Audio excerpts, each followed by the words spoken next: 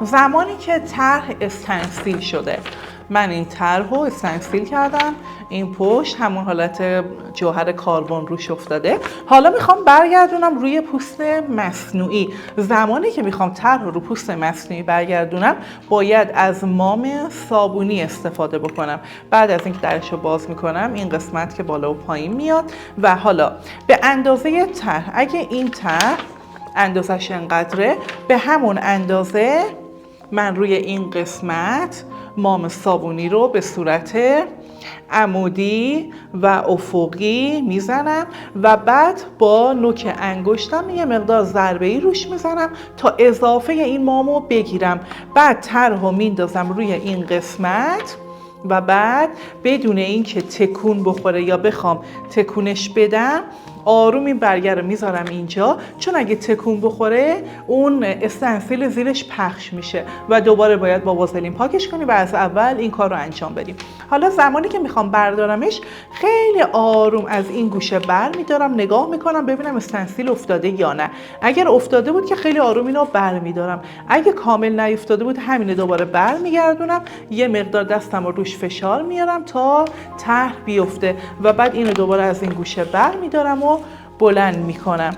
اما زمانی که شما میخواین روی پوست طبیعی طرح رو برگردونین، دیگه اینجا نمیتونید از مام استفاده بکنید، باید از مایع انتقال دهنده استفاده بکنید. به چه صورت؟ اگر طرح ما این اندازه باشه و این قسمت رو در نظر بگیریم، 2 تا قطره از این مایع رو روی این قسمت میریزیم، حالت ماساژ، و یک کوچولو روش دست میزنیم. هر وقت حالت موچ یا حالت چسبندگی به خودش گرفت، اون موقع بهترین زمانه که طرح رو روی پوست برگردونین. اونم دقیقا همون مثل پوست مصنوعی، وقتی طرح رو برگردوندین یک کوچولو از بغل بلند میکنید، اگه طرح کامل افتاده بود که بر میدارین، اگه نه برش میگردونین، آروم روی پوست نگه میدارین و بعد طرح رو بر میداریم.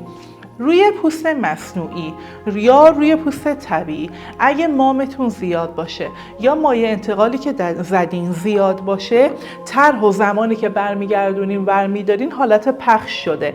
برای همین اونجوری که گفتم حالت ضربه‌ای میزنیم روی این پوست یا اینجا رو حالتی که حالت موچ و چسبندگی به خودش بگیره، اون زمان میتونین که طرح رو برگردونین.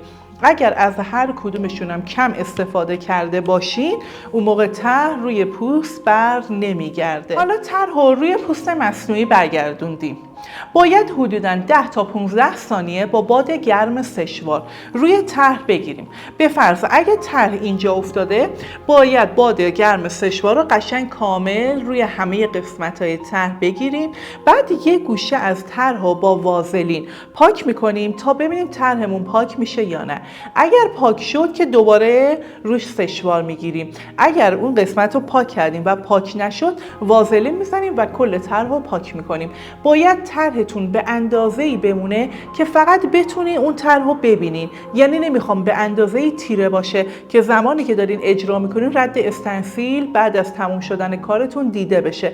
پس به اندازه‌ای که رنگش فقط شما بتونین طرح رو ببینین موندش، وازلین بزنین کلش رو پاک کنین. روی پوست طبیعی هم که نیم ساعت میذارید میمونه تا خوش بشه. زمانی هم که شروع به اجرا کردین، از قسمت پایین شروع بکنید به اجرا که اگر احتمال پاک شدن این قسمت بالا باشه، تا از پایین شروع کنه، یواش یواش بیاین بالا. هم این قسمت خوش شده، همین که قسمت‌های پایین که کار میکنین پاک میکنید، این قسمت هنوز مونده و میتونید ادامه بدید و اجرا رو تموم بکنید. میخوایم این قسمت رو شروع کنیم به اجرا کردن. باید یک کوچولو وازلین روی این قسمت به صورت ضربه‌ای بزنیم و شروع کنیم به اجرا. و بعد از این که دوباره خواستیم بریم تو مرحله بعدی و قسمت بعدی اجرا، حالا با صورت ضربه‌ای با دستمال کاغذی یک کوچولو این قسمت جوهر اضافه رو پاک میکنیم، دوباره یه مقدار وازلین میزنیم و این قسمت رو پاکش میکنیم. چون از قبل سشوار گرفتیم و خوش شده، نگران پاک شدن طرح نباشین. فقط باید بدونین که با وازلین جوهر اضافه روی پوست مصنوعی رو پاک میکنیم. اما زمانی که میخواین روی پوست طبیعی جوهرهای اضافه رو پاک کنید. یا همون تیکه‌ای که اینجا وازلین زدیم به صورت ضربه‌ای و شروع کردیم به اجرا، دیگه از وازلین روی پوست طبیعی یا مشتری نمیتونید استفاده بکنید. باید از کرم حینه‌کار استفاده بکنید. کرم حینه‌کار مثل حالت وازلین ولی روی پوست طبیعی عمل میکنه.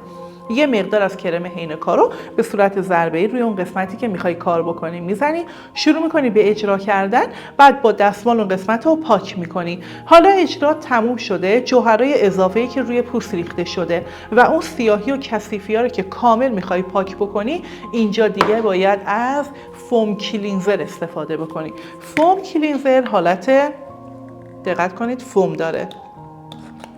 میبینید حالت کف و فوم داره.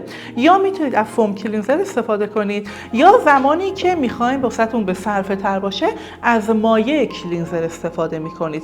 این مایع رو به فرض توی یه آبپاش که حالت اسپری میخوای روی پوست انجام بدی، باید به نسبت 9:1 ترکیب کنی. مثلا اگه اون آبپاش یا اون ظرف به این اندازه باشه، باید این ظرف رو به 10 قسمت مساوی تقسیم کنیم. یه قسمتش رو باید از این مایع بریزیم و 9 قسمت بعدی رو باید یا آب مقطر یا آب جوشیده‌ای که گذاشتیم سرد شده بریزیم. آب خالی یا عادی یا آب سرد نه، میذاریم آب جوشیده‌ای که سرد میشه رو میریزیم، یا آب مقطر که از داروخونه و اینا میتونید تهیه‌اش بکنید.